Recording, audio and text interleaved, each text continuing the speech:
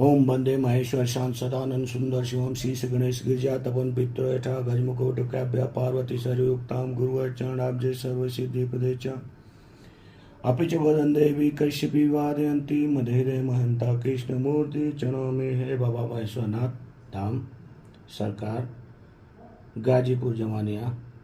आप हम पे प्रकट हो, प्रसन्न हो, जो कि हम आपकी अपने ताहे दिल से सेवा कर सकूं और सभी शरणार्थियों को सेवा प्राप्त कर सकूं, सबका आशीर्वाद मैं पाऊं और आपके अनुग्रहित जितने देव देवी देवगण हों, आपको सभी को आह्वान करता हूं, बाबा महेश्वरनाथ धाम में पधारें, अवश्य पधारें, हफ्ते में एक दिन जरूर पधारें।